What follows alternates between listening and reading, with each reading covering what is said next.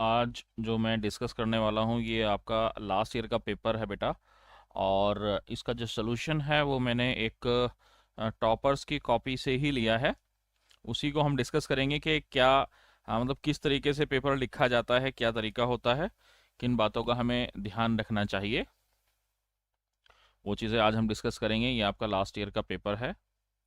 ये क्वेश्चन थे आपका सेक्शन ए से, जहाँ पर ऑब्जेक्टिव टाइप है और एम्प्लॉयबिलिटी स्किल वाले जो क्वेश्चंस होते हैं, यहाँ से आपका ये एग्ज़ाम्स या पेपर जो है स्टार्ट होता है। इसमें आपके टोटल 6 क्वेश्चन हैं, जिसमें से आपको कोई भी 4 अटैम्प्ट करना है। ये तो इंस्ट्रक्शंस में आपके लिखा हुआ है। तो अब इनको अटैम्प्ट करते हुए देखिए किस तरीके से पेपर को अटैम्प्ट किया जाता है, वो देखते हैं एक बार।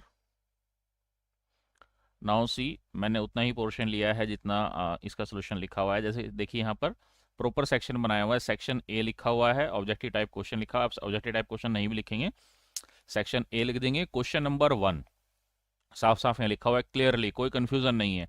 बहुत सारे स्टूडेंट ये मिस्टेक करते हैं कि वो क्वेश्चन नंबर ठीक से नहीं लिखते हैं। यहाँ पर टीचर्स जो चेक कर रहे हैं उनके लिए सबसे ज़्यादा आसान होता है अगर आपने क्लियरली क्वेश्चन नंबर लिखा है। जो मेन क्वेश्चन का नंबर है ये लिखना बहुत ज़्यादा इंपॉर्टेंट है, क्योंकि आपके जो मार्क्स होते हैं वो क्वेश्चन नंबर के ऊपर या उसके आसपास मिलते हैं। नॉर्मली जब आप स्कूल में कॉपी चेक करवाते हो तो कहीं भी खाली जगह जहां देखी वहां पर आपको मार्किंग मिल जाती है, लेकिन बोर्ड की कॉपी जब आपकी चेक होती है तो जो आपको मार्क्स मिलते हैं वो आपको जहां आपने क्वेश्चन नंबर लिखा है वहां पर मिलते हैं। तो क्वेश्चन नंबर को कई बार स्टूडेंट जल्दी जल्दी में आंसर लिख देता है और क्वेश्चन नंबर लिखना ही भूल जाता है। तो जब आपने क्वेश्चन नंबर ही नहीं लिखा तो फिर वो चेक ही नहीं होगा, उसकी मार्किंग कहाँ होगी। तो इस चीज़ का ध्यान रखना है। फिर क्वेश्चन नंबर 1 में भी क्योंकि कई सारे पार्ट थे, तो उस चीज़ का अभी आपने ध्यान रखना है कि आप वो जो सब सेक्शन है, यानी कि क्वेश्चन नंबर 1 का जो फर्स्ट पार्ट है वो लिख रहे हैं। यहाँ पर क्वेश्चन क्या था? क्वेश्चन था right any one advantage of maintaining positive attitude. अब इसमें आप कुछ भी लिख सकते थे। हमने जो कॉपी चेक कर रही हैं अराउंड कह सकते हैं कि पूरे सेंटर पे थाउजेंड्स कॉपी थी। मैंने खुद 100 से ज़्यादा कॉपीज चेक करी हैं। तो उसमें जहाँ भी कुछ भी कह सकते हैं कि पॉजिटिव आंसर लिखा था वहाँ पर मार्किंग मिली है। अब यहाँ पर आंसर क्या लिखा है? A person can achieve success in life through positive approach. साफ साफ एक पॉइंट लिख दिया कि अगर आपकी पॉजिटिव अप्रोच है तो आप सक्सेस अचीव कर सकते हैं। Person can had to a happy life, उसकी हैप्पी लाइफ हो सकती है as his positive approach help to deal with all phases of life and have continuous motivation. तो आप इसमें कुछ भी पॉजिटिव आंसर लिखेंगे कि पॉजिटिव एटीट्यूड से क्या बेनिफिट होता है। ये क्वेश्चन इस तरह के हैं कि इनका कोई पर्टिकुलर आंसर नहीं है, इसमें आप अपने से कुछ भी जो रिलेटेड। सो यहाँ जो क्वेश्चन इस स्टूडेंट ने अटेम्प्ट नहीं किया, ये वाला क्वेश्चन था वो कि आपका 5 फैक्टर ऑथेंटिक जो आपका पर्सनैलिटी मॉडल है या पर्सनैलिटी ट्रेट है, उनमें से कौन सा यहाँ सूट करता है। एक सानिया लड़की है जो लोगों से इंटरेक्ट करना पसंद करती है और बहुत गर्मजोशी से वो सबसे ईजिली मिलती है और दोस्त बना लेती है, बहुत ही कॉन्फिडेंट है। तो उसकी पर्सनैलिटी किस तरह की है? तो इसमें आप या तो सोशल लिखा है तो उसको भी मार्क्स मिला है, या फिर जो बुकिश लैंग्वेज है उसमें इसमें आपके पास इसको आप एक्स्ट्रा वर्जन भी बोल सकते हैं। जो लोग बहुत मतलब बहुत ज़्यादा फ्रेंडली होते हैं, सोशल होते हैं, फन लविंग होते हैं, उनको एक्स्ट्रा वर्जन बोलते हैं। तो आप ओपननेस या आपकी इसमें एक्स्ट्रा वर्जन भी जो है वो करेक्ट आंसर है। एंड इसके बाद अगर हम चलें हमारे पेपर के ऊपर नेक्स्ट क्वेश्चन पे, जो कि आपका इसी में से था, शॉर्टकट की है इटैलिसाइज की। अगर आप इटैलिक करना चाहते हैं टेक्स्ट को, तो यहाँ पर क्वेश्चन था कि इटैलिक करने के लिए कंट्रोल प्लस आई है, सबको पता है। ये आपका आईसीटी वाले चैप्टर में से था, जो एम्प्लॉयबिलिटी वाली स्किल वाली बुक में से है। देखो इसको भी बड़े अच्छे तरीके से यहाँ पर अटेम्प्ट किया गया है। नेक्स्ट क्वेश्चन था dash is a spreadsheet that has more one और मोर वर्कशीट। तो वन और मोर वर्कशीट के बंच को, ग्रुप को हम वर्कबुक बोलते हैं। तो ये छोटे छोटे देखो आंसर इसके ईजी थे, बट आपको जो यहाँ पर देखनी है कि अटेम्प्ट किस तरीके से किया गया है पेपर को। और देखिए यहाँ पर जो मार्क्स हैं वो 1 मार्क्स साइड में लिखे हुए हैं कि ये आंसर करेक्ट है तो उसके 1 मार्क्स हैं। और देन फिर इसमें आपके जो कलेक्टिव मार्क्स हैं वो आपके कहाँ, जहाँ पर क्वेश्चन नंबर है वहाँ पर लिखा हुआ है 5 मार्क्स। यानी इसमें जो 1 मार्क्स के 5 क्वेश्चन थे उनमें सब में इसको फुल मार्क्स मिले हैं, टोटल मिला के 5 मार्क्स हैं। क्योंकि इसमें कई बार स्टूडेंट ये करते हैं कि ज़्यादा क्वेश्चन कर देते हैं, कहे तो थे उसमें 6 में से आपने 5 करने हैं, लेकिन कर दिया आपने ज़्यादा, 6 कर दिए, तो आपको मार्क्स उतने ही मिलेंगे, मैक्सिमम जितने हैं उससे ज़्यादा नहीं मिलेंगे। तो इस चीज़ का भी ध्यान रखना है कि जो पहले आपके करेक्ट आंसर हैं वो आपको मार्क्स मिलेंगे, और बाकी जो है वो आप हो सकता है आपको मार्क्स ना मिले। नेक्स्ट क्वेश्चन है that Animesh is a designer working in a software company. He recently created an inclusive design for one of the mental health app.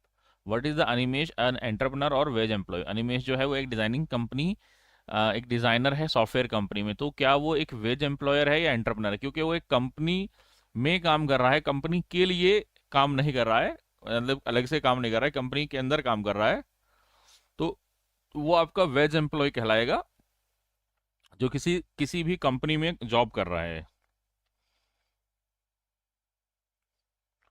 तो यहाँ पर जो है आप खाली अगर वेज एम्प्लॉयड पर्सन भी लिख देंगे तो भी आपको फुल मार्क्स मिलेगा, उसने थोड़ा सा एक्सप्लेन कर दिया है तो भी कोई दिक्कत नहीं है, 1 मार्क्स उसको भी फुल मिले हैं। तो अब आपके ऊपर है कि आप उसको कैसे अटेम्प्ट करते हैं। लेकिन यहाँ पर ध्यान, नेक्स्ट क्वेश्चन है व्हाट इज स्टार्टअप? स्टार्टअप क्या है? स्टार्टअप कोई भी ऐसी एंटिटी है जिस जो अभी रिसेंट ईयर्स में शुरू हुई है, किसी एक बिजनेस के पॉइंट ऑफ व्यू से एज अ एंटरप्रेन्योर आपने स्टार्ट की है, तो वो आपका स्टार्टअप कहलाता है। जो आपके इनिशियल फेज में होता है, प्लानिंग फेज में या डेवलपमेंट फेज में, प्रोडक्शन लेवल पर, बट जिसको अभी रिसेंट टाइम हुआ है, साल 2 साल हुए हैं, वो आपका स्टार्टअप कहलाता है। इनोवेटिव बिजनेस होता है started by entrepreneur, but the business is in its initial stage में होता है। When a business initial stage it is regarded as startup. और उसमें मतलब ये तो लास्ट लाइन मतलब थोड़ी सी क्या हो भी सकती है और नहीं भी, बट इनिशियल फेज में जो होता है वो आपका स्टार्टअप होता है। तो देखिए कितने साफ राइटिंग में किस तरीके से यहाँ पर जो इंपॉर्टेंट मैंने कहा कि मार्किंग जो है वो काफ़ी ज़्यादा इंपॉर्टेंट है। नेक्स्ट क्वेश्चन है answer any 5 out of given 7 question. तो 7 में से 5 अटेम्प्ट करने हैं, तो ये भी आपने यहाँ पर ध्यान देना है। ये सिंपल सा क्वेश्चन था कि एक complete 3D movie making software है आपका, जो आपको अलाउ करता है एनिमेशन इफेक्ट वगैरह बनाना। तो ये लाइन जो है ये एज इट इज़ पिक की गई है बुक में से, तो ये लाइन वहाँ से आपको थोड़ी सी इस चीज़ में रटना पड़ेगा, क्योंकि इसमें ज़्यादा डिफरेंस नहीं है, सभी आपके ऑलमोस्ट सेम है। तो यहाँ पर इसका करेक्ट आंसर जो है दैट इज़ मूवी स्टॉर्म है। ऑप्शन भी दिए हुए हैं आपको, तो आपको एक ऑप्शन चूज़ करना था इसमें से, बाकी सबकी थोड़ी थोड़ी सी अलग डेफिनेशन है। तो ये क्वेश्चन ऐसे हैं जिसमें का जो है रटना थोड़ा सा ज़्यादा पड़ेगा आपको। नेक्स्ट क्वेश्चन है a file with extension dot JPEG.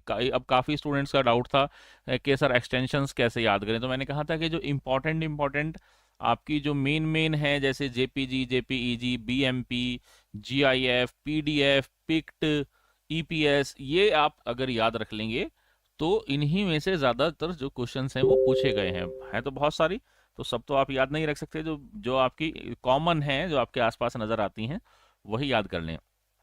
तो जो आपकी जेपीजी है या जेपीईजी है, ये इमेज या पिक्चर की फाइल एक्सटेंशन होती है, यानी हर पिक्चर के एंड में या तो जेपीजी लगा होगा या जेपीईजी लगा होगा, तो वो आपको बताना होगा। इसका आंसर, करेक्ट आंसर इमेज या पिक्चर फाइल है। अब यहाँ पर जो नेक्स्ट क्वेश्चन है, इसमें से 2 क्वेश्चन बनते हैं और दोनों क्वेश्चन सेम पेपर में पूछे जा चुके हैं, वेक्टर इमेज और आपकी रास्टर इमेज। देखो यहाँ पर सिंपल लिखा है अ type of image format that does not consist of pixel, जो पिक्सल का नहीं बनाता बट उसके अंदर कर्व्स और शेड और कैरेक्टर्स की इंफॉर्मेशन होती है। तो ऐसी इमेज जिसमें कर्व्स और शेड और कैरेक्टर की इंफॉर्मेशन होती है उसको हम बोलते हैं वेक्टर इमेज या वेक्टर फाइल।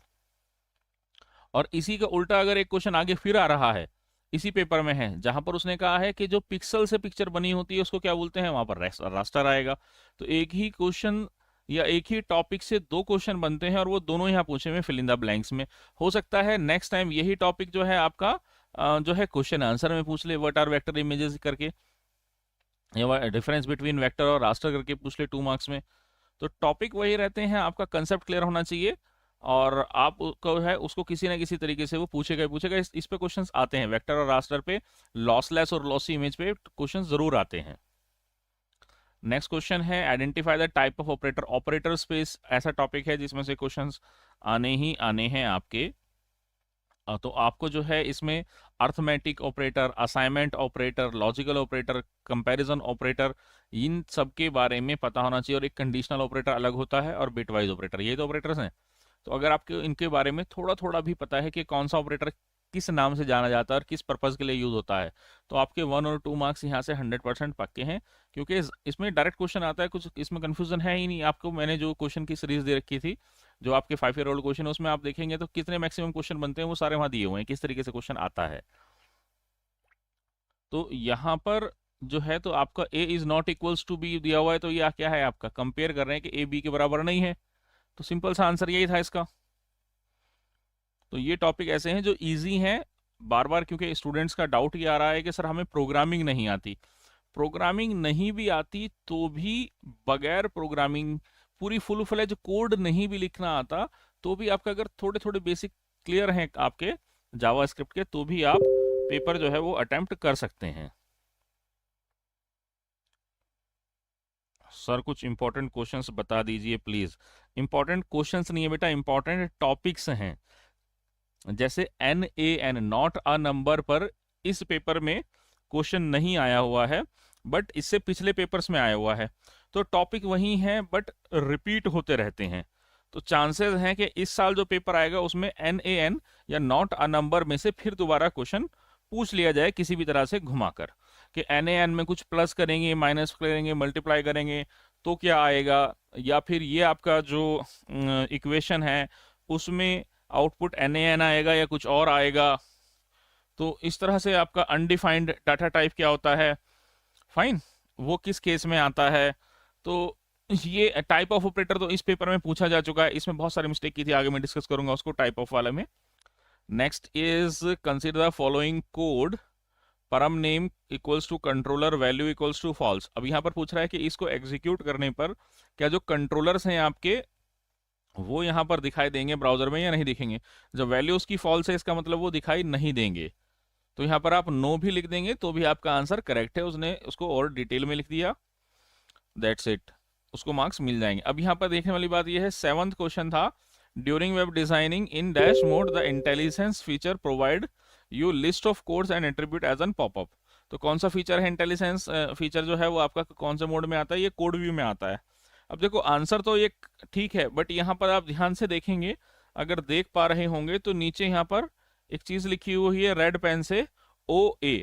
इस OA का मतलब है ओवर अटेम्प्टेड, यानी कि जो आपको उसमें कहा गया था कि आपने मैक्सिमम 5 क्वेश्चन ही करने हैं, तो उसने 6 क्वेश्चन कर दिए, बट उसको 6 क्वेश्चन मिले, 6 मार्क्स थोड़ी मिल जाएंगे। जब 5 मार्क्स का मैक्सिमम क्वेश्चन है और उसने 6 कर दिए हैं, तो जो लास्ट क्वेश्चन है आपका चांसेस है कि उसके मार्क्स आपको नहीं मिलेंगे। तो इस चीज का आपने ध्यान रखना है। नेक्स्ट क्वेश्चन है आपका क्वेश्चन नंबर 3 का फर्स्ट पार्ट है, name of actor is ideally displayed at the end. यानी कि मूवीज वगैरह अगर आप बना रहे हैं तो एक्टर्स वगैरह के नाम एंड में आते हैं, तो जो आप एंड में ऐड करते हैं उसको कॉपीराइट बोलते हैं या क्रेडिट बोलते हैं। बेसिकली जो हमारे पास हम टेक्स्ट ऐड करते हैं तो उसमें 3 तरीके हैं। अब यहाँ पर ये ध्यान रखना है, देखो यहाँ पर टॉपिक अब आपका क्लियर हो जाएगा। जब भी आप कुछ एंड में ऐड करते हो लास्ट में, तो वो आपके क्रेडिट सीन या क्रेडिट होते हैं। ठीक है, मुझे नहीं पता कितने लोगों ने एवेंजर्स मूवी देखी है। एवेंजर्स मूवी जब खत्म हो जाती है तो उसके बाद 1-2 सेकंड या 4-5 सेकंड की एक छोटी सी वीडियो और आती है, उसको कहा जाता है क्रेडिट सीन।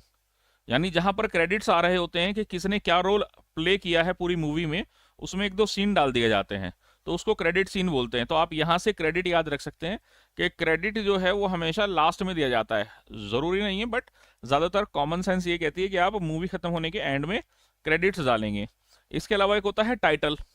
टाइटल जो है वो मूवी जब या कोई भी जो आपकी पिक्चर है जब वो स्टार्ट हो रही होती है तो उसके स्टार्टिंग में डालते हैं।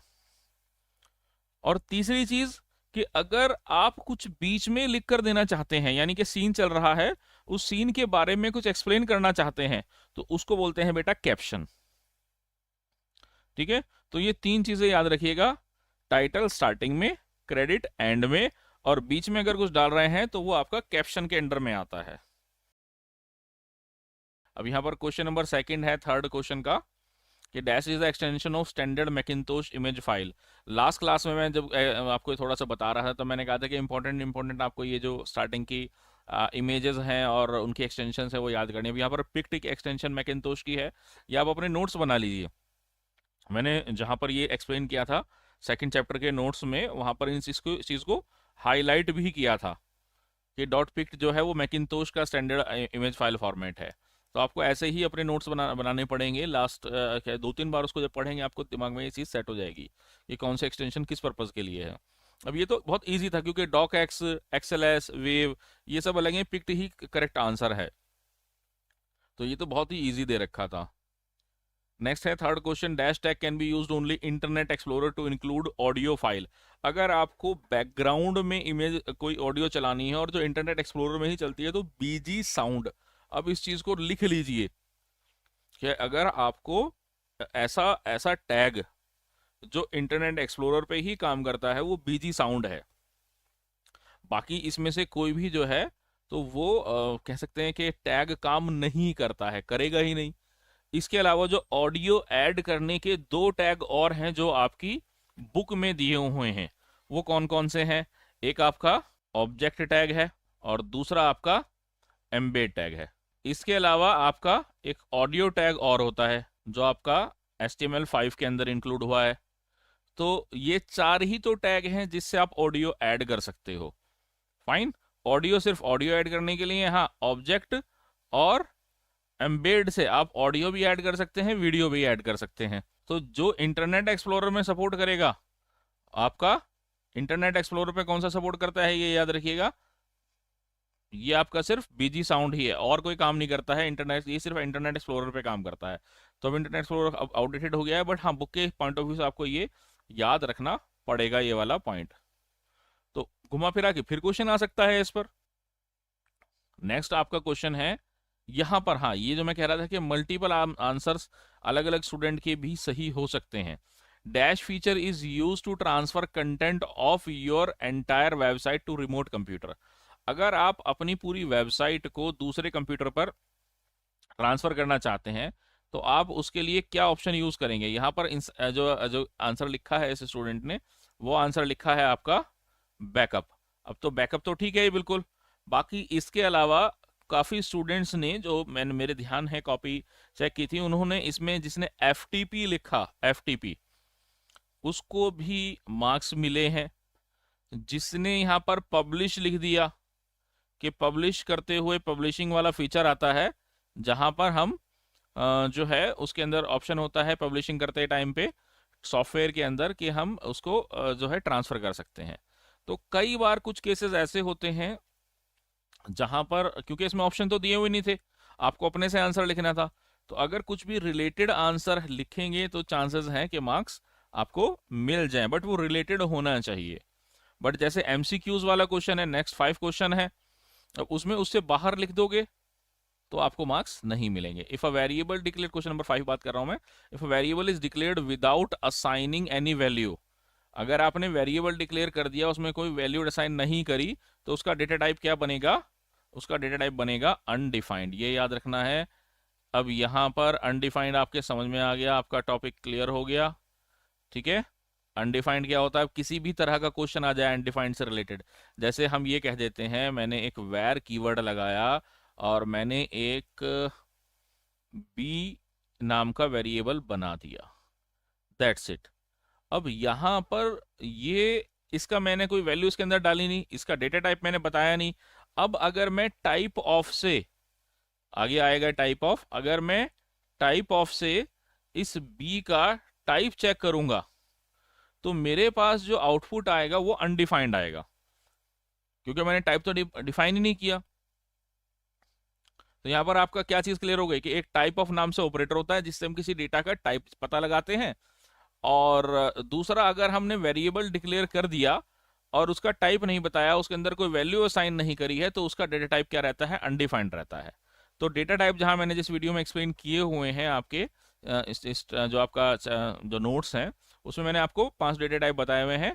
स्ट्रिंग, इंटीजर, आपका फ्लोट, नहीं फ्लोट तो नहीं है, खैर नंबर है बेसिकली, स्ट्रिंग है, नंबर है, एरे है ऑब्जेक्ट है आपका अनडिफाइंड है और नल है।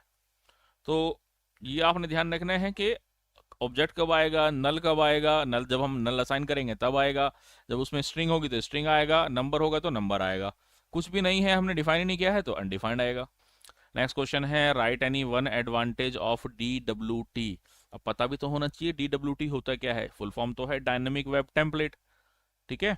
तो ये क्या होती हैं, ये आपके पास एक तरह की टेम्पलेट होती हैं वेबसाइट की, जिन्हें आप डायनामिकली अपडेट कर सकते हैं। यानी कि आपने एक टेम्पलेट बनाई, उसका यूज करके कोई वेबसाइट बना दी, फाइन। अब वेबसाइट में अगर आप मैन्युअली चेंज करेंगे तो क्या होगा, आपको बार बार जाके एक एक पेज में चेंज करना पड़ेगा। बट अगर आपने DWT या डायनामिक वेब टेम्पलेट का इस्तेमाल करके कोई वेबसाइट बनाई है, तो आप टेम्पलेट में चेंज करेंगे और उसको अपडेट कर देंगे लिंक्ड हुई हुई आपकी वेबसाइट से, तो वो वहां पर ऑटोमेटिकली अपडेट हो जाएगी। नाउ तो डायनेमिक वेब टेम्पलेट क्या है ये पता होना चाहिए आपको, तभी तो उसके एडवांटेज लिखोगे। अब यहाँ पर है देखो इस स्टूडेंट ने किस तरीके से अटेम्प्ट किया है उस चीज को देखेंगे। A dynamic web template help the user to create a template with some common element which are to be used in all web pages like logo, copyright, guidelines। यानी कि टेम्पलेट के अंदर क्या होता है, टेम्पलेट के अंदर वो चीजें होती हैं जो सभी वेब पेजेस में कॉमन है। यानी आपने देखा होगा ऊपर का मेन्यू, नीचे का फुटर, कंपनी का लोगो, और नीचे के कुछ आपके फुटर मेन्यू होता है, और साइड पैनल होता है। कई जगह ना वो वेबसाइट में कॉमन होता है, सभी के अंदर कॉमन होता है। तो जो चीजें कॉमन होती है उसे हम टेम्पलेट के अंदर बनाकर रख लेते हैं, ताकि उसी टेम्पलेट को उठाएं और अपना हम वेब पेज बना लें। बाकी के कंटेंट जो अलग है वो अपना अलग से कोड लिख लें। तो उसमें भी ये है कि अगर आप सपोज करो एक टेम्पलेट का इस्तेमाल करके आपने 40 वेब पेज बना लिए, फाइन। अब आपको टेम्पलेट वाले हिस्से में चेंज करना है, कंपनी का सपोज करें लोगो बदल गया, तो अब हर पेज में जाके क्या करना पड़ेगा, वो लोगो चेंज करना पड़ेगा। तो उससे बेहतर क्या है, हम अपनी टेम्पलेट के अंदर क्या करेंगे, उस लोगो को बदल देंगे और अपने वेब पेजेस के अंदर जाके उनको अपडेट, उनसे कह सकते हैं रिफ्रेश करेंगे, तो वो ऑटोमेटिकली जो है अपडेट हो जाएगा। यही फायदा होता है DWT का। This template can be used for all the web pages in a website making the work easier and save time. तो आपसे क्या होता है, इससे काम आसान हो जाता है और आपका टाइम भी बचता है। Also it ensures a consistent page layout through out the website. और इससे कंसिस्टेंट का मतलब होता है सेम, एक जैसा लेआउट मिलता है सभी पूरी वेबसाइट पे। तो देखो अगर यहाँ पर एक सिंगल पॉइंट भी लिख देते तो भी आपका, क्योंकि 1 मार्क्स का था तो मार्क्स मिल जाते, बट इसने 3 पॉइंट लिखे हैं तो इसमें आपको पूरे जो है 1 मार्क्स मिलेंगे ही मिलेंगे, और तीनों ही रिलेवेंट पॉइंट हैं, तीनों में से कोई भी ऐसा नहीं है जो गलत है। नेक्स्ट क्वेश्चन है, बहुत इजी सा था। Dash is the process that effect the website visibility और ranking.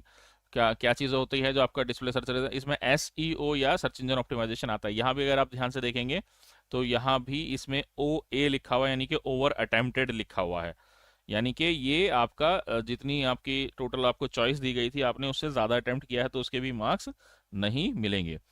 Question number 4, dash is the area of Windows Movie Maker which enables individual clip to entire project before publishing it as movie। कहाँ पर आप देख सकते हैं, preview monitor में देख सकते हैं। ये देखो यहाँ पर क्वेश्चन आ गया प्रीव्यू मॉनिटर का। इससे पहले के पेपर्स में एक क्वेश्चन बहुत बार आया हुआ है और फिर दोबारा से इस तरीके से आ जाता है कि डिफॉल्ट व्यू कौन सा है, तो स्टोरी बोर्ड है आपका या टाइमलाइन है, तो स्टोरी बोर्ड आएगा उसमें आंसर। तो स्टोरी बोर्ड की जो डेफिनेशन है या तो उस पर आ जाता है या टाइमलाइन की डेफिनेशन पे आ जाता है या प्रीव्यू मॉनिटर। इस बार प्रीव्यू मॉनिटर पर क्वेश्चन आ गया। नाउ क्वेश्चंस पे आ जाते हैं, जैसे यहाँ पर है GIF इज ए लॉसलेस या लॉसी, कौन सा फॉर्मेट है, तो जो आपका GIF है आपका लॉसलेस फॉर्मेट है।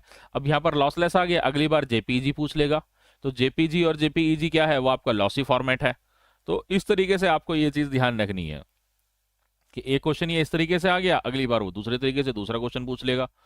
तो बट अगर आपके कंसेप्ट क्लियर हैं तो ही तो आप इस चीज को लिख पाएंगे। अब भूल जाओगे नहीं तो यहाँ पर नोट्स बना लो अपने कि GIF इस बार आ गया लॉसलेस है, तो जो JPEG और JPG है वो लॉसी फॉर्मेट है, उसको कहीं पर अपने आप लिख लीजिए। तो अगर आप लिख लेंगे तो आपकी चीज में वो माइंड में कहीं ना कहीं सेट हो जाएगा कि हाँ लॉसी और लॉसलेस में क्या डिफरेंस है। डायरेक्ट भी पूछ सकता है कि लॉसी और लॉसलेस में क्या डिफरेंस है।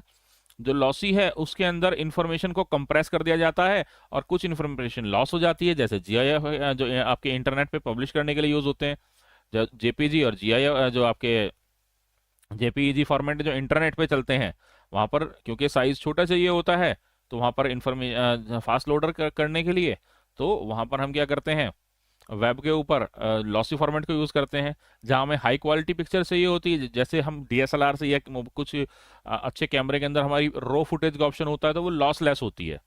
अदरवाइज हम जब कैमरे से फोटो क्लिक करते हैं हमारे, तो वो भी क्या करता है, फोटो क्लिक करने के बाद उसमें के कुछ इन्फॉर्मेशन लॉस कर देता है, उसको कंप्रेस कर देता है, यानी पिक्सल की जब इन्फॉर्मेशन मेंटेन करता है तो कुछ पिक्सल की इन्फॉर्मेशन वो लॉस कर देता है। रो फुटेज लोगे तो वो लॉसलेस आएगी। Next, output of document dot right math dot round. Math dot round क्या करता है, राउंडिंग ऑफ करता है। जैसे 5.3 आ रहा है आंसर, तो 5.3 क्या है, तो इसके बाद 5 के पॉइंट बाद 3 आ रहा है, तो ये क्या करेगा, इसका इस 3 के पोर्शन को हटा देगा। बट अगर यही यहाँ पर 5.56 होता, तो ये इसको क्या बना देता है, ये बना देता है इसको 6। तो जैसे जो आपके मैथ का राउंड ऑफ का रूल होता है वही है अप्लाई होता है। इसके बाद है what is the use of is finite in JavaScript. Is finite ये पता करता है जो वैल्यू आप उसके अंदर पास कर रहे हैं मेथड के अंदर, वो फाइनाइट है या नहीं है। तो एक फाइनाइट और इनफाइनाइट नाम से आपके वहां पर प्रॉपर्टीज हैं, वो या अनडिफाइंड है। अगर ऐसा है तो वो फाइनाइट आएगा उसमें, अदरवाइज ट्रू आएगा, अदरवाइज वो फॉल्स रिटर्न कर देगा। तो यहाँ पर ये ट्रू और फॉल्स रिटर्न करता है, ये याद रखिएगा, जो इज फाइनाइट मेथड है आपका। तो यहाँ पर देखो कितने अच्छे से इसने एक्सप्लेन किया है। The use of is finite in JavaScript is to check whether the value, जो आप वैल्यू ब्रैकेट के अंदर पास कर रहे हैं, वो फाइनाइट है या नहीं है। यहाँ पर इसका आंसर हो गया, फुल मार्क्स मिल जाएंगे इसको। उसने फिर उसको एक्सप्लेन किया that it will show false, इसमें फॉल्स आउटपुट आएगा विद माइनस इनफाइनाइट और प्लस इनफाइनाइट, अगर कोई डेटा वैल्यू फाइनाइट प्लस में या माइनस में होगी या अनडिफाइंड वैल्यू होगी। बाकी सभी केसेस में ये आपको ट्रू रिजल्ट शो करेगा। ये बिल्कुल करेक्ट आंसर है, बट शायद इसके मार्क्स नहीं मिले, क्योंकि इसमें भी आपको ध्यान से देखेंगे तो राइट इसमें ओवर अटेम्प्ट किया हुआ है, यानी कि एक्स्ट्रा आंसर लिखा हुआ है। तो ओवर अटेम्प्ट के मार्क्स नहीं मिलते हैं, आप करके आ जाएं बेशक, लेकिन मार्क्स आपको उतने ही मिलेंगे जितने मैक्सिमम मार्क्स का वो क्वेश्चन है।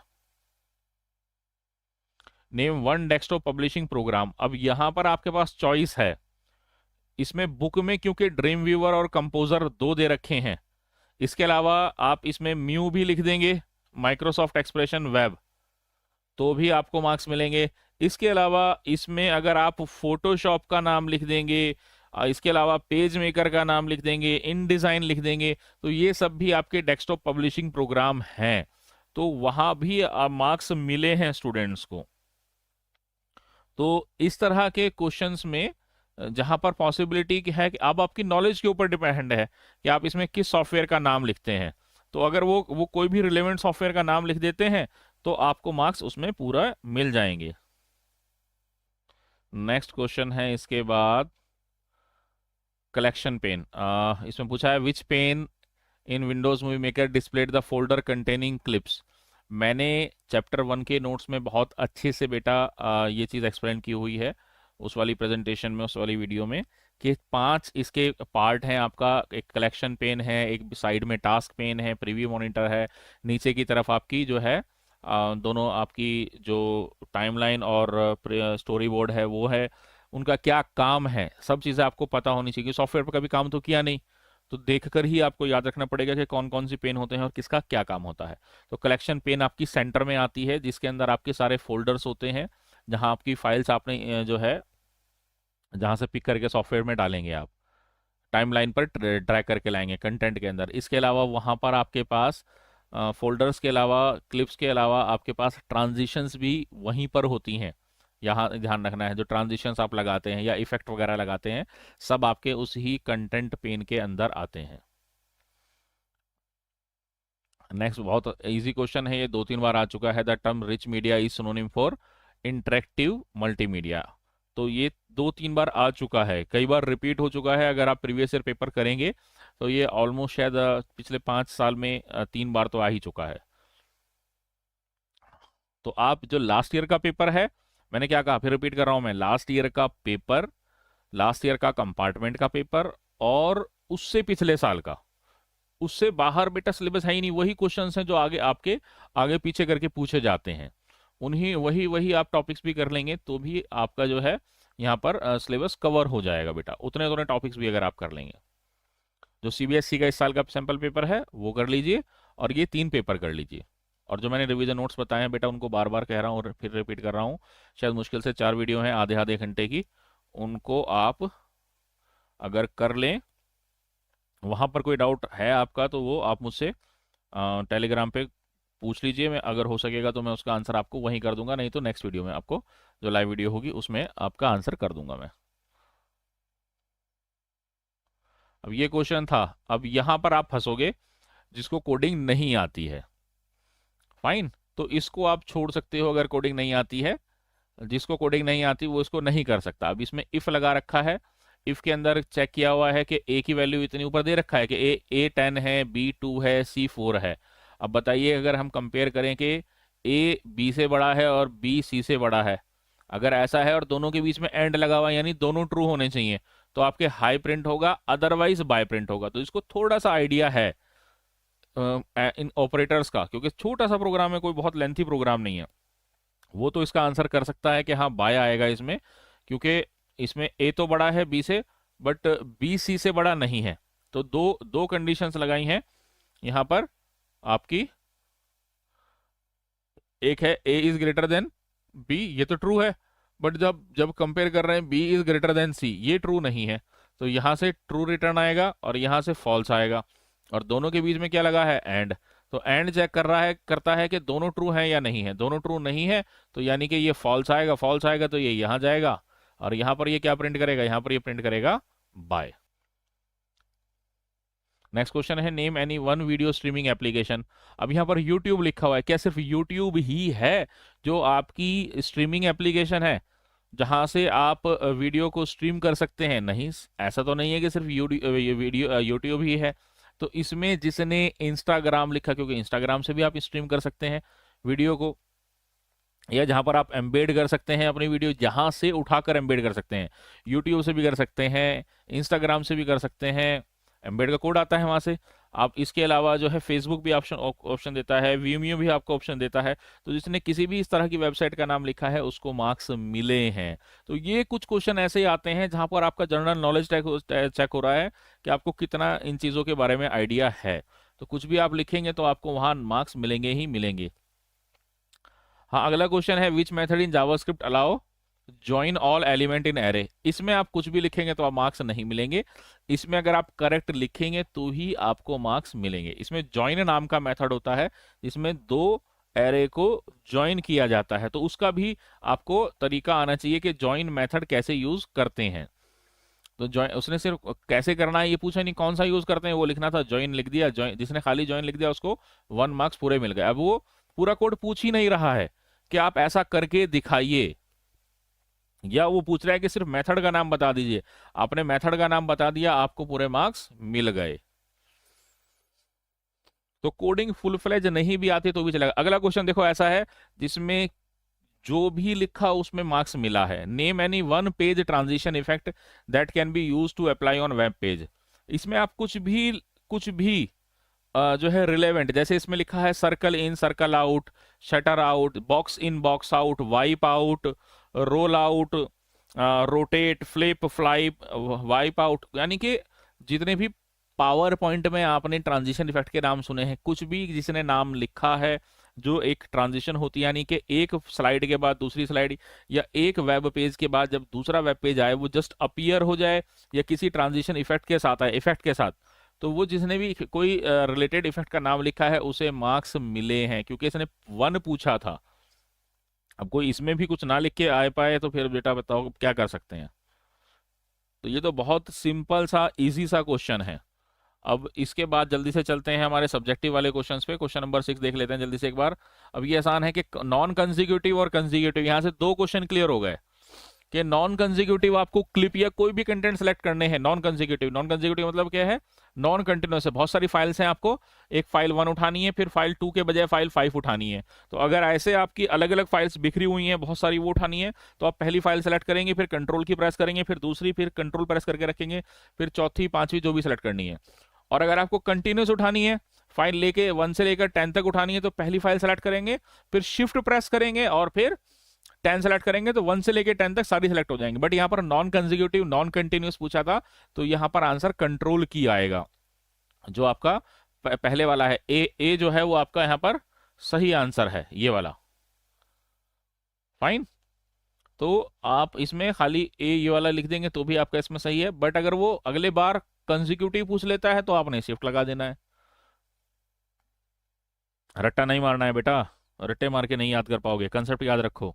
ये तो नॉर्मल कंप्यूटर में भी होता है, अगर आपने कंप्यूटर यूज किया है, कंटिन्यूस और नॉन कंटिन्यूस सिलेक्शन कंट्रोल की और शिफ्ट की के साथ। नेक्स्ट क्वेश्चन है कि आपका इमेज, वो जो मैं आपको कह रहा था कि एक वेक्टर होती है, रास्टर होती है, वहां पर पिक्सल के बजाय कर्व्स और आपकी शेप्स वगैरह थी, यहाँ पर पिक्सल है। पिक्सल है तो ये सीधा सीधा आपका रास्टर इमेज है इसमें। तो इसमें जो आपका है ये बी ऑप्शन इसका सही है, रास्टर इमेज।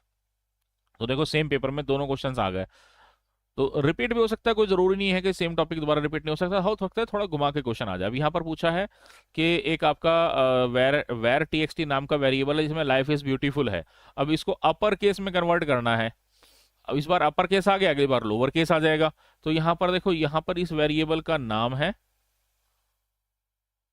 ठीक है। देखो अगर वो ये पूछता कि किस मेथड का इस्तेमाल करके हम इसको अपर में कन्वर्ट कर सकते हैं, तो अगर आप इतना आंसर लिख कर आते तो भी चलता, अगर खाली वो मेथड पूछता। बट उसने कहा है right a statement that will display, तो यहां पर आप डॉक्यूमेंट डॉट राइट भी यूज कर सकते हैं, यहां पर आप जो है कंसोल वाला मेथड भी यूज कर सकते हैं, या राइट एलन वाला मेथड भी यूज कर सकते हैं। तो पूरा डिस्प्ले करना है आपने। फाइन। तो उसने पहले डिस्प्ले के लिए डॉक्यूमेंट डॉट राइट लगाया, ये आपके ब्रैकेट्स लगाए, ब्रैकेट के अंदर वेर टीएक्सटी जो वेरिएबल का यहाँ नाम दिया हुआ था वो पूरा नाम लिखा, जिस वेरिएबल के अंदर ये आपकी स्ट्रिंग स्टोर है, और फिर उसके बाद यहाँ पर डॉट लगा के टू अपर केस, और फिर ये ब्रैकेट लगाए हुए, जो सही तरीका इसका है। तो इस तरीके से ये आपका सही है बिल्कुल एकदम, ऐसे ही आप करेंगे। तो अगर लोअर में आ गया तो यहाँ पर टू लोअर आ जाएगा अगली बार। नेक्स्ट है कि आपका AVI फाइल इमेज फॉर्मेट जो है वो इमेज है या नहीं है। AVI जो है वो आपका ऑडियो वीडियो इंटरलीव्ड उसकी फुल फॉर्म होती है। ये वीडियो का इमेज, वीडियो का फाइल फॉर्मेट होता है, मूवी का होता, सॉरी मूवी का होता है आपका, वीडियो का होता है, इमेज का नहीं होता। तो इसमें आंसर आएगा नो। नेक्स्ट क्वेश्चन नंबर 5 है Jade wants to generate a combined list of fruits vegetable, she has 2 array. उसके बाद 2 एरे हैं, एक फ्रूट और एक वेजिटेबल। तो वो किस मेथड का यूज करके, इनबिल्ट जावास्क्रिप्ट फंक्शन या मेथड का यूज करके 2 एरे को ज्वाइन कर सकता है। यहां पर स्ट्रिंग की बात नहीं हो रही है, ध्यान रखिए, यहां पर 2 एरे की बात हो रही है। तो एरे को ज्वाइन करने के लिए आप यहां पर ज्वाइन या कॉनकैट दोनों मेथड का यूज कर सकते हैं। ज्वाइन यूज करेंगे तो ज्यादा बेटर है। इसने कॉनकैट कर दिया, कॉनकैट बेसिकली स्ट्रिंग के लिए यूज होता है, यहाँ पर ज्वाइन मेथड जो है वो ज़्यादा करेक्ट आंसर है। तो देखो फिर भी, लेकिन ये जिसने भी कॉपी चेक की थी उसने फुल मार्क्स इसको दे रखे हैं, बट यहाँ पर ज्वाइन मेथड यूज होगा, दैट इसने inbuilt function can be use to join 2 array है। तो इसमें आप कैसे लिखेंगे, इसमें आप लिख सकते हैं दैट कोई भी एक, ये नहीं बताया ना कि किस में किसको ज्वाइन करवाना है, तो वेर फ्रूट्स या फ्रूट्स लिख सकते हैं आप, फ्रूट्स डॉट, एक सेकेंड, ज्वाइन वेजिटेबल। तो फ्रूट के अंदर आप वेजिटेबल डालना है, या आप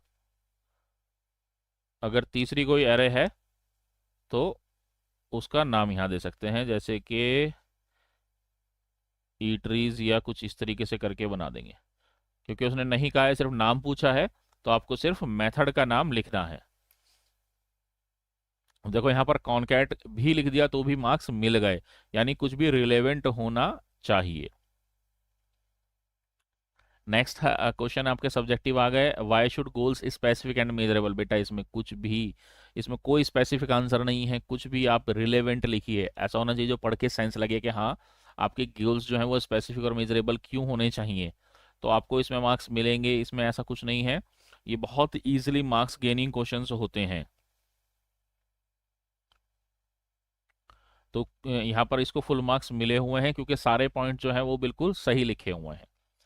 नेक्स्ट आपका क्वेश्चन है, list any two environmental barrier that are common to all types of entrepreneur. जो इसमें भी जो है आपके काफ़ी सारे बैरियर्स होते हैं आपके, जैसे इसने community barrier, personal barrier, lack of investment, investment तो नहीं खैर, इनसफिशिएंट रिसोर्सेज हो सकता है, टीम का हो सकता है, नेचुरल क्लेमिटीज हो सकती हैं, यानी कि इसमें काफ़ी सारी चीज़ें हैं जो आप लिख सकते हो। बुक्स में काफ़ी कुछ दिया हुआ है एनवायरमेंटल बैरियर के बारे में, तो लेकिन अब देखो यहाँ पर एग्जैक्टली वो टर्म्स नहीं है जो बुक के अंदर है, बट फिर भी यहाँ पर 2 मार्क्स मिले हैं क्योंकि वो रिलेवेंट हैं। तो ये इस तरह के जो आपके एम्प्लॉयबिलिटी स्किल में से जो क्वेश्चन आते हैं, इसमें आप कुछ भी रिलेवेंट लिखेंगे जो सेंस बनता है उस बात का आंसर का, तो आपको फुल मार्क्स मिलेंगे ही मिलेंगे। नेक्स्ट है इसके बाद, how is an industrial entrepreneur different from technical entrepreneur. जो इंडस्ट्री में काम करे वो इंडस्ट्रियल है, जैसे आपकी किसी भी जो प्रॉपर इंडस्ट्रीज बनी हुई हैं, आयरन की, प्लास्टिक की, जो जो मतलब जो पुरानी पहले से इंडस्ट्रीज बनी हुई हैं, और टेक्निकल जो आजकल जो टेक बेस्ड जॉब्स हैं या उसमें जो कोई एंटरप्रेनर काम कर रहा है टेक्नोलॉजी इनोवेशन में, तो आपका टेक्निकल एंटरप्रेनर कहलाता है। तो कुछ भी इस तरह का लिख देंगे तो आपको मार्क्स देखो पूरे मिलेंगे ही मिलेंगे। टाइप ऑफ ऑपरेटर, हाँ यहाँ पर स्टूडेंट ने काफ़ी ज़्यादा मिस्टेक की थी इसमें। इसमें बहुत ही मतलब मैंने जो कॉपी चेक करी थी, कुछ ही कॉपीज थी जिनका आंसर करेक्ट था। उन्होंने टाइप ऑफ ऑपरेटर्स में ना टाइप्स ऑफ ऑपरेटर्स लिख दिया था। ये चीज़ यहाँ पर जो है आपने ध्यान रखनी है। तो जो क्वेश्चन था उसमें टाइप ऑफ और इसको ब्रैकेट में लगाया हुआ है, और बच्चों ने जो आंसर लिखा उन्होंने लिखा टाइप्स ऑफ ऑपरेटर। अब टाइप्स ऑफ ऑपरेटर में जो मैंने क्वेश्चन बताया हुआ है उसमें एक है स्ट्रिंग, उसमें एक है आपका नंबर, एक है आपका इसमें ऑब्जेक्ट, इसके अलावा एक है इसमें नल, और इसमें है आपका क्या बोलते हैं इसको, एरे, और इसमें है आपका, सॉरी एरे डाटा टाइप नहीं है, एरे आपका ऑब्जेक्ट है, ऑब्जेक्ट में ही आ जाता है, और इसके अलावा है अनडिफाइंड। अब टाइप ऑफ पूछा जाता तो आंसर ये करेक्ट था, बट ये पूछा ही नहीं गया, तो जब पूछा ही नहीं गया तो ये पूरा का पूरा आंसर क्या हो गया, इनकरेक्ट हो गया। क्वेश्चन पूछा था कि टाइप ऑफ ऑपरेटर का क्या क्या सिग्निफिकेंस है, क्या कैरेक्टरिस्टिक है। जो टाइप ऑफ ऑपरेटर है ये मेथड की तरह और ऑपरेटर की तरह दोनों तरह से यूज होता है, और ये डेटा का टाइप बताता है। ये तो टाइप्स हो गए, ये रिजल्ट में ये सब देता है। JavaScript include various types of operator to perform various function, one such operator is a type of operator. और type of operator is use, देखो जो अंडरलाइन किया हुआ है बिल्कुल बिल्कुल सही है, इतना सा भी आंसर लिखेंगे ना तो भी है।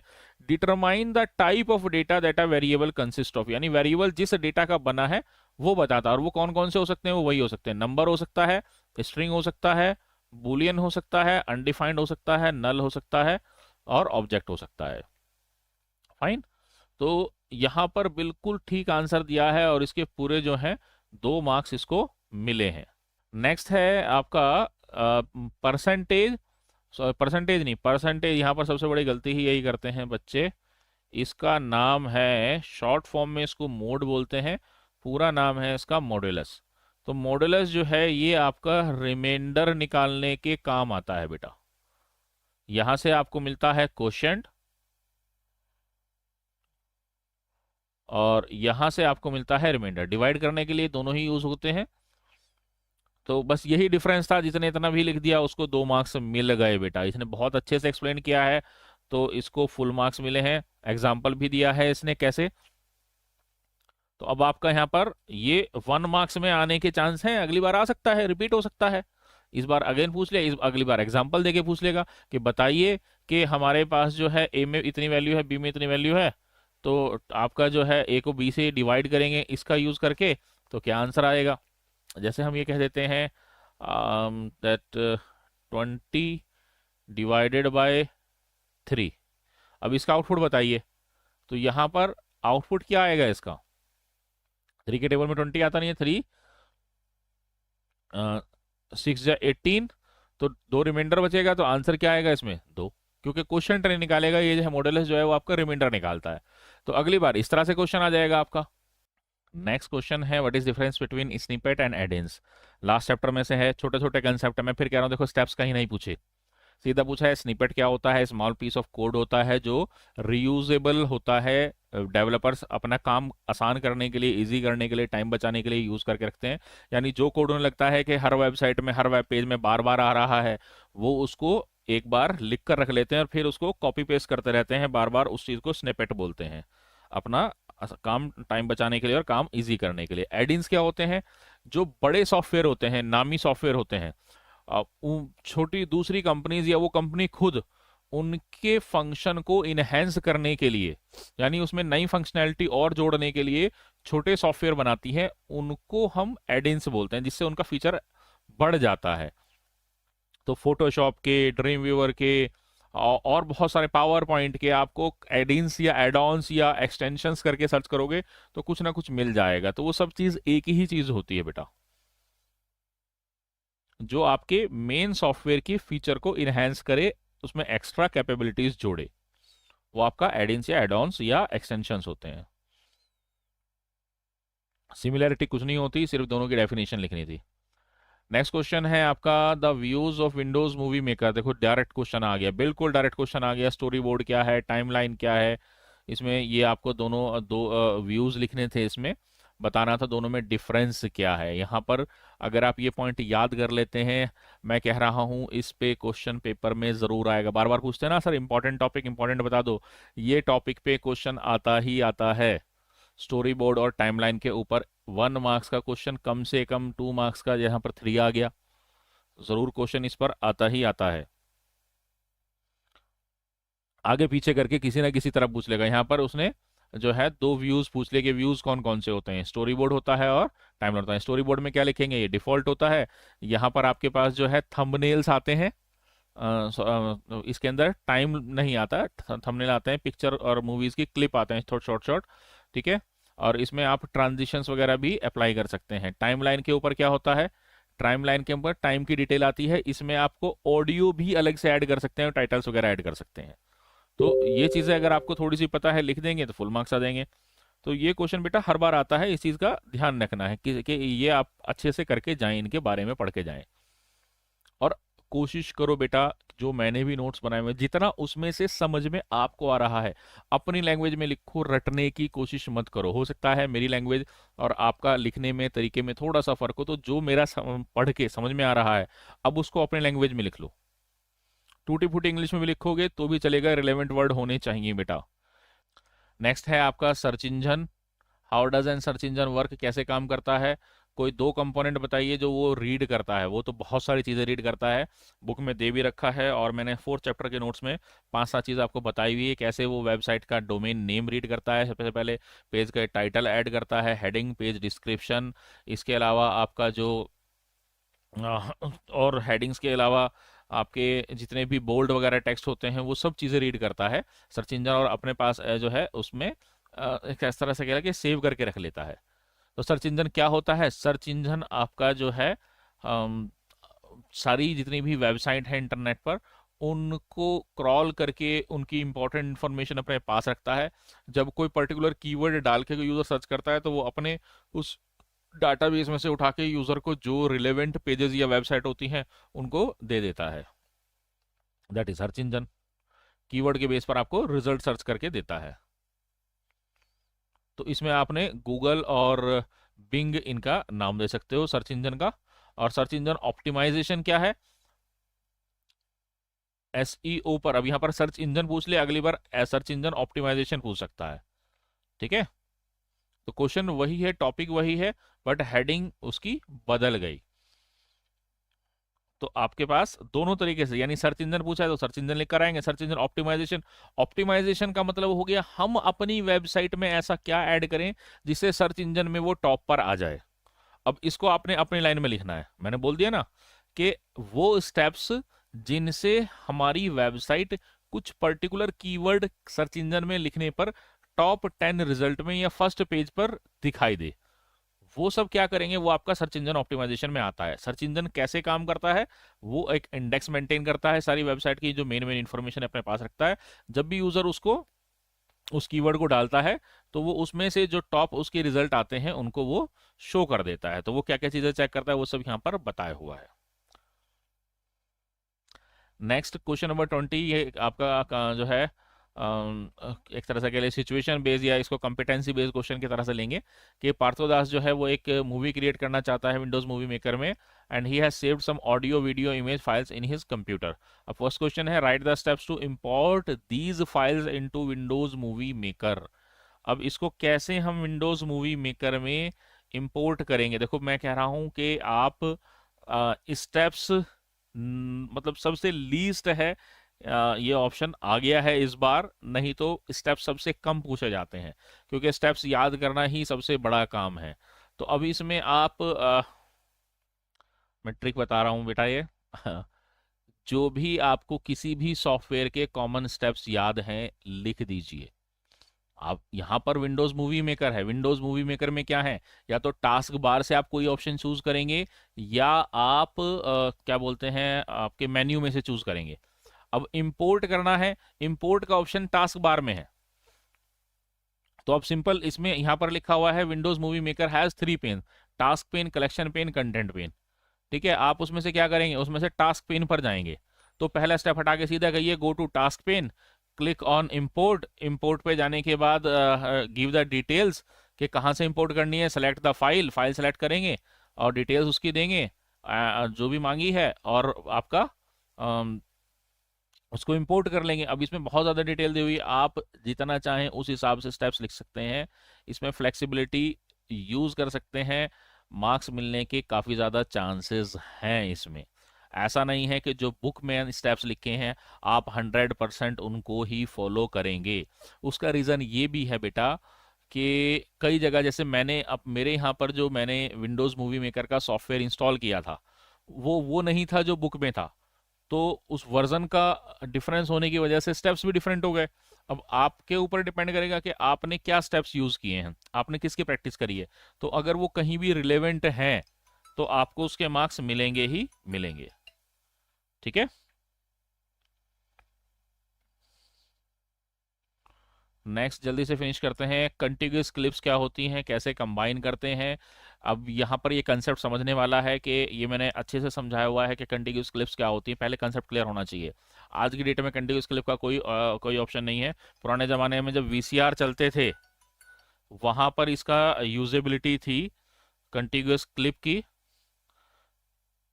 वहाँ पर जो है आपके जब हम टेप रिकॉर्डर से कैच करते या क्लिक करते थे तो उसमें क्या होता था, हमने अलग अलग टाइम पर अलग अलग सीन शूट करे तो वो बनती तो एक ही फाइल थी। तो वहां पर अगर आप उस फाइल को क्रिएट क्लिप करके या डिवाइड कर देते थे वो आपकी कंटिन्यूस क्लिप की होती थी। तो वहां से उन क्लिप को आपको दोबारा से कंबाइन करना है, वो वहां यूजेबल थी। जब आपका टेप रिकॉर्डर जो पुराने ज़माने में वीसीआर वाले कैसेट वाले होते थे उनमें बनती थी। अब तो क्या है, आपने मेमोरी कार्ड फ़ोन के अंदर या जो भी है आपके कैमरे हैं वहाँ पर डिजिटल रिकॉर्ड होती है, और यूजुअली हम क्या करते हैं स्टॉप कर देते हैं, एक दूसरी फाइल जनरेट हो जाती है। तो इसका वहीं पर यूज़ था, यहाँ पर कोई ख़ास ऐसा यूज़ नहीं है। बहुत कम ऐसा होता है कि हम जब मोबाइल से या कैमरे से बनाते थे कि हम पॉज बटन का यूज़ करते हैं फिर उसी को आगे कंटिन्यू कर लेते हैं दोबारा से। तो अगर ऐसा करेंगे तो वो अलग अलग टाइमलाइन पर हमने अलग अलग लोकेशन पर जो क्लिप्स बनाई हैं वो सिंगल बनेंगी। तो उसको अगर हम डिवाइड करते हैं तो वो आपकी कंटिग्यूअस क्लिप्स कहलाती हैं। तो एक पूछ रहा है can we combine 2 contiguous clip on storyboard, क्या हम कर सकते हैं। यस हम कर सकते हैं कंटिग्यूअस क्लिप को। यहाँ पर ये आंसर इसका इनकरेक्ट है, इसने जो लिखा है no he can not combine contiguous clip from storyboard, storyboard से वो उसको नहीं कर सकता है, but he can combine clips from content pane और टाइमलाइन, टाइमलाइन में कर सकता है। Select the contiguous clip we needed to combine in the toolbar, select option combine contiguous clip. इसमें टूल बार तो खैर नहीं होती, मेन्यू बार होता है। मेन्यू बार के अंदर आपका ऑप्शन होता है क्लिप को कंबाइन करने का। तो इसको मार्क्स मिले हैं the clips will be combined and the some ways we can detach contiguous clips, selecting detach contiguous clip का ऑप्शन होता है। तो इसमें जो है यहाँ पर हम कंटिग्यूस क्लिप्स को कंबाइन कर सकते हैं। ये क्वेश्चन पहले भी आ चुका है। एम्बेड टैग का इसमें दिया हुआ है कि एम्बेड टैग क्या करता है। ये क्वेश्चन हर बार आता है, यहाँ पर ये चीज़ याद रखने की ज़रूरत है कि ऐसा क्वेश्चन ज़रूर आ रहा है इसमें से, अगर आप ध्यान से देखेंगे इसको, कि एम्बेड टैग में हमने ये प्रॉपर्टीज़ दे रखी हैं। एसआरसी का क्या मतलब है, ऑटो स्टार्ट का अगर हम फॉल्स दे रहे हैं तो उसका क्या मतलब है, लूप फॉल्स का क्या मतलब है, एंड इसमें ये चीज़ें बहुत ज़्यादा पूछी जाती हैं। तो इस चीज़ को ध्यान रखना है कि एम्बेड टैग आपका जो है आपकी फाइल को एम्बेड करने के लिए यूज होता है। और यहाँ पर हम MIDA कर रहे हैं तो ये म्यूजिक फाइल है, हमारी ऑडियो फाइल ऐड कर रहे हैं हम। इसके अलावा वीडियो भी ऐड कर सकते हैं। SRC क्या बताता है, SRC बताता है आपका कि सोर्स फाइल क्या है। तो और आपका जो नेक्स्ट क्वेश्चन है, how many times audio will be played, audio कितनी बार चलेगी, तो इसमें लूप फॉल्स बता रखा है तो वो एक ही बार चलेगी। और ऑटो स्टार्ट फॉल्स बताना, यानी ऑटोमेटिकली नहीं चलेगी, आपको प्ले के बटन पर दबाएंगे तो ही वो प्ले होगी, ऑटोमेटिकली अपने आप वो नहीं चलेगी। तो ये क्वेश्चन था। इस तरह के क्वेश्चन हर बार आते हैं, तो थोड़ा सा इसका कंसेप्ट क्लियर है तो आप ये आंसर अटेम्प्ट कर पाएंगे। 2-3 अलग अलग तरीके से क्वेश्चन पूछा जाता है, तो आप इसको अटेम्प्ट कर सकते हैं। 24 नंबर क्वेश्चन में पूछा है कि एक आपको ऑडियो फाइल एम्बेड करनी, सॉरी resource.js की फाइल जो है एक्सटर्नल जावास्क्रिप्ट एम्बेड करनी है। तो यहाँ पर आपका लिंक टैग का यूज़ होता है, एम्बेड टैग का यूज़ नहीं होता है, ये गलत है। एक्सटर्नल जावास्क्रिप्ट फाइल ऐड करने के लिए आप लिंक करके यूज़ कर सकते हैं। तो इसमें आई थिंक नंबर मार्क्स दे रखे हैं, फिर भी आप उसका ध्यान रखेंगे। एरे बनाना है, ये create an array containing Delhi Mumbai Chennai, तो नाम इसमें फंक्शन के थ्रू था, ये इसमें ना काफ़ी मिस्टेक की हुई है। मैं इसको थोड़ा सा करेक्ट कर देता हूँ। इसमें फंक्शन बनाना था, तो फंक्शन बनाना था, फिर भी मार्क्स दिए हुए हैं, आई डोंट नो। यहाँ पर हम क्या करेंगे, फंक्शन कीवर्ड लिखेंगे, और जिस नाम से बनाने के लिए कहा है, जैसे एरे ओपी कहा है, तो आप एरे ओपी और ये ब्रैकेट। अब यहाँ पर ब्रैकेट ये स्टार्ट करने के बाद इसके अंदर कोड लिखेंगे, क्योंकि वो फंक्शन बनाने के लिए कह रहा था। अब यहाँ पर उसने एरे का नाम कुछ भी नहीं देने के लिए, तो हम किसी भी नाम से बना सकते हैं। जैसे ये सिटी वाली लाइन जो लिखी है, ये ठीक लिखी है, दिल्ली मुंबई चेन्नई, इसमें हमने 3 एलिमेंट इसमें ऐड कर दिए। इंसर्ट कोलकाता, तो हम अब इसमें क्या करेंगे, city SITIS cities dot push, push method का यूज करेंगे। क्या पुश करना चाहते हैं हम इसमें, हम पुश करना चाहते हैं कोलकाता, कोलकाता, ऐसे हम इसमें पुश कर देंगे। Display the complete array on the web page, तो इसके लिए हम डिस्प्ले करने के लिए क्या करेंगे, डॉक्यूमेंट डॉट राइट एरे का नाम लिख देंगे। तो ये इसने गलत किया हुआ है, डॉक्यूमेंट डॉट राइट, और यहाँ पर आप SITIES सिटीज़ लिख देंगे, तो आपको पूरा एरे डिस्प्ले हो जाएगा। तो इस तरीके से आप इसको आंसर कर सकते हैं बेटा। आई थिंक इसमें इतना ही था।